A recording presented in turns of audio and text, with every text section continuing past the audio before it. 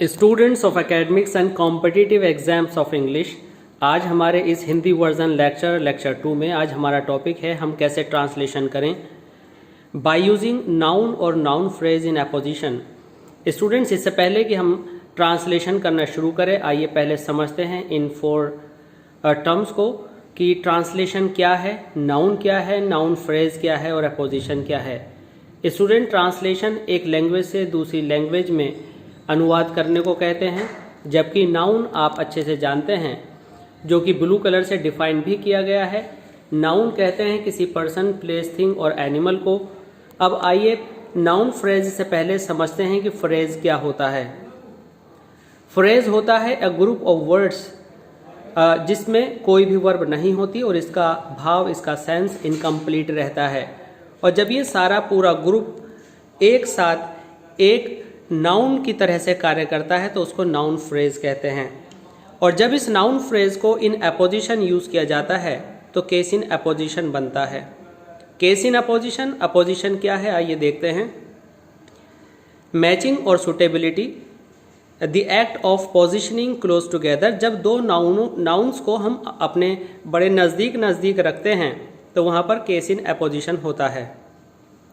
इसको अगर हम ग्रामेटिकली समझें तो हम इसको इस तरह से समझते हैं कि एक नाउन या नाउन फ्रेज के या किसी प्रोनाउन के पास सिमिलर होने पर जब हम उसके पास रखते हैं और उसका सेंस सेम होता है तो यह अपोजिशन में किया गया यूज़ माना जाता है नाउन का।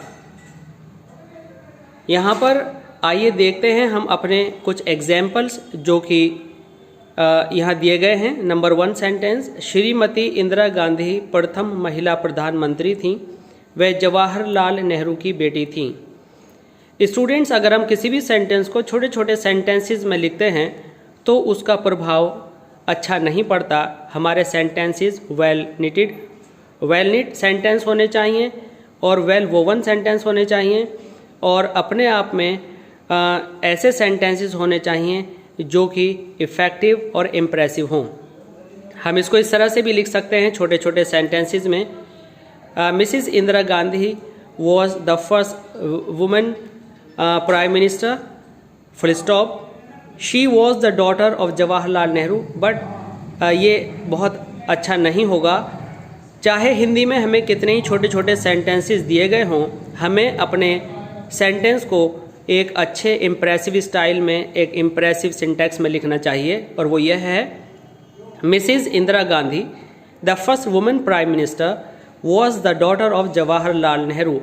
तो हमने ये देखा कि इस सेंटेंस के अंदर हमने कई सारे पार्ट्स को अपने हिसाब से आगे पीछे करके यहाँ पर कंबाइन कर लिया और कंबाइन करने के बाद हमने इसको रेड कलर में केस इन अपोजिशन का नाम देते हुए नाउन फ्रेज इन अपोजिशन में हमने लिख दिया।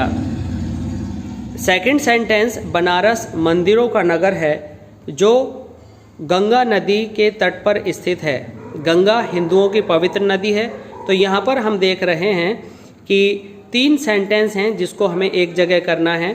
तो बनारस और द सिटी ऑफ टेम्पल्स एक बात है, तो हमने यहाँ पर बनारस और सिटी ऑफ टेम्पल्स को एक साथ किया। Banaras the city of temples, Banaras हमारा हेड वर्ड है और जो द सिटी ऑफ टेम्पल्स है वो इसका अपोजिशन है, यानी फ्रेज, नाउन फ्रेज को हमने अपोजिशन में एक साथ रख दिया है।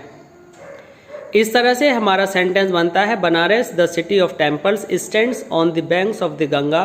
और गंगा का जो दूसरा सेंटेंस था, गंगा हिंदुओं की पवित्र नदी है, को हमने फ्रेज इन अपोजिशन में रख दिया, अर्थात गंगा के सिमिलर एक्सप्रेशन को हमने बाद में रख दिया और इस तरह से हमने बना दिया, Banaras the city of temples stands on the banks of the Ganges the sacred river of Hindus.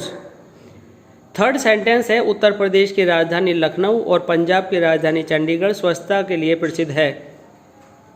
तो यहाँ पर हमारे पास बहुत सारे पार्ट्स हैं, हम इनको अलग अलग ट्रांसलेशन कर सकते थे, लेकिन ये हिंदी का एक ऐसा सेंटेंस है जिसमें सभी शब्दों को, कई सारी बातों को एक ही साथ बुनने की कोशिश की गई है। आइए देखते हैं इसकी ट्रांसलेशन इंग्लिश में कैसे बनेगी। The capital of UP, Lucknow, Lucknow यहाँ पर नाउन अपोजिशन में यूज़ किया गया है। And the capital of the Punjab, Punjab से पहले हमने दा लगाया, पंजाब एक ऐसा राज्य है जिससे पहले दा लगाना ज़रूरी होता है, आप इसे गलत ना समझें। उसके आगे चंडीगढ़, चंडीगढ़ नाउन को यूज़ किया है हमने एपोजिशन में, आर फेमस फॉर क्लीननेस।